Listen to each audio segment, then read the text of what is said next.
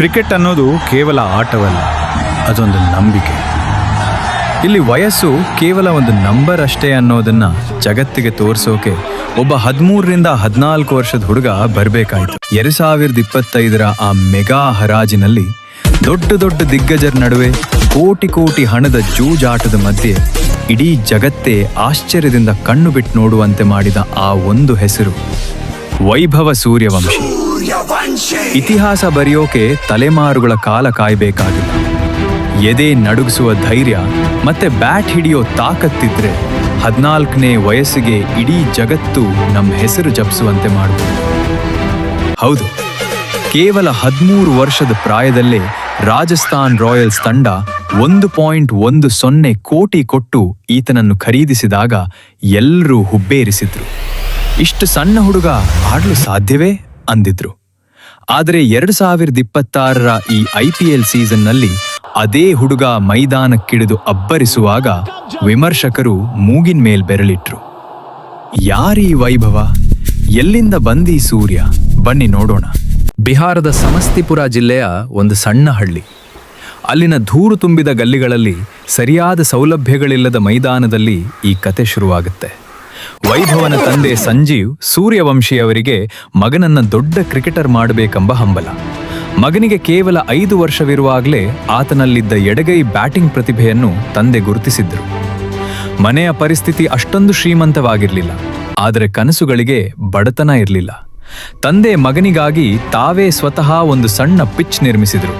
ದಿನಕ್ಕೆ 4ರಿಂದ 5 ಗಂಟೆಗಳ ಕಠಿಣ ಪರಿಶ್ರಮ ಹಾಗೂ ದಿನ ಬೆಳಿಗ್ಗೆ 5 ಗಂಟೆ ಎದ್ದು ಅಲ್ಲಿಂದ 90 ಕಿಲೋಮೀಟರ್ ದೂರ ಇರುವ ದೊಡ್ಡ ಮೈದಾನಕ್ಕೆ ಕರೆದುಕೊಂಡು ಹೋಗ್ತಾ ಇದ್ರು. ಮಳೆ, ಚಳಿ, ಗಾಳಿ ಯಾವುದಕ್ಕೂ ಹೆದರದೆ ದಿನಾಲೂ ಮಗನ ಅಭ್ಯಾಸಕ್ಕೆ ಸಹಾಯ ಮಾಡ್ತಾ ಇದ್ರು ತಂದೆ. ಮಗನ ಬ್ಯಾಟ್ನಿಂದ ಬರುವ ಪ್ರತಿಯೊಂದು ಶಬ್ದದಲ್ಲೂ ತಂದೆಯ ಬೆವರಿನ ಹನಿಗಳಿದ್ದವು. ಲೋಕದ ಜನ ಆಡ್ಕೊಳ್ಳುವಾಗ ಕಿವಿ ಮುಚ್ಕೋ, ನಿನ್ನ ಬ್ಯಾಟ್ ಸೌಂಡ್ ಇಡೀ ಜಗತ್ತಿಗೆ ಕೇಳಿಸೋ ಹಾಗೆ ಮಾಡು. ಅಪ್ಪ ಹೇಳ್ಕೊಟ್ಟ ಈ ಒಂದು ಮಾತೇ ವೈಭವನ ಪಾಲಿನ ಮಂತ್ರವಾಗಿತ್ತು. ಪರಿಶ್ರಮ ಎಂದಿಗೂ ಕೈಬಿಡಲ್ಲ ಅನ್ನೋದಕ್ಕೆ ವೈಭವನೇ ಸಾಕ್ಷಿ. ಕೇವಲ 12ನೇ ವಯಸ್ಸಿಗೆ ಬಿಹಾರ ಪರ ರಣಜಿ ಟ್ರೋಫಿ ಆಡುವ ಮೂಲಕ ಸಚಿನ್ ತೆಂಡೂಲ್ಕರ್, ಯುವರಾಜ್ ಸಿಂಗ್ ಅವರ ದಾಖಲೆಗಳನ್ನೇ ಈತ ಬ್ರೇಕ್ ಮಾಡಿದ. ಅಷ್ಟೇ ಅಲ್ಲ, ಭಾರತದ ಅಂಡರ್ 19 ತಂಡದ ಪರ ಆಸ್ಟ್ರೇಲಿಯಾ ವಿರುದ್ಧ ಕೇವಲ 58 ಎಸೆತಗಳಲ್ಲಿ ಶತಕ ಸಿಡಿಸಿ ಇತಿಹಾಸದಲ್ಲೇ ಅತಿ ಕಿರಿಯ ವಯಸ್ಸಿನಲ್ಲಿ ಶತಕ ಬಾರಿಸಿದ ಆಟಗಾರ ಎನಿಸಿಕೊಂಡ. ಅಂತಾರಾಷ್ಟ್ರೀಯ ಬೌಲರ್ಗಳು 150 ಕಿಲೋಮೀಟರ್ ಪ್ರತಿ ಗಂಟೆ ವೇಗದಲ್ಲಿ ಬೌಲಿಂಗ್ ಮಾಡುತ್ತಿದ್ದರೆ ಈ 13 ವರ್ಷದ ಹುಡುಗ ಫಿಯರ್ಲೆಸ್ ಆಗಿ ಕ್ರೀಸ್ನಿಂದ ಮುಂದೆ ಬಂದು ಸಿಕ್ಸರ್ ಸಿಡಿಸುತ್ತಿದ್ದ. ಆ ಕಣ್ಣುಗಳಲ್ಲಿ ಭಯವಿರಲಿಲ್ಲ, ಗೆಲ್ಲಲೇಬೇಕೆಂಬ ಹಠವಿತ್ತು. ಬೌಲರ್ ಯಾರು, ಆತನ ಹೆಸರೇನು ಅನ್ನೋದು ನನಗೆ ಮುಖ್ಯವಲ್ಲ. ನನ್ನ ಕೈಯಲ್ಲಿ ಬ್ಯಾಟ್ ಇದೆ, ನನ್ನ ಕಣ್ಣ ಮುಂದೆ ಬಾಲ್ ಇದೆ, ಅಷ್ಟೇ ನನಗೆ ಗೊತ್ತು. ಇದು ವೈಭವನ ಮಂತ್ರ. ಮತ್ತೆ ಬಂತು ಆ ಮಹಾವೇದಿಕೆ, IPL 2026.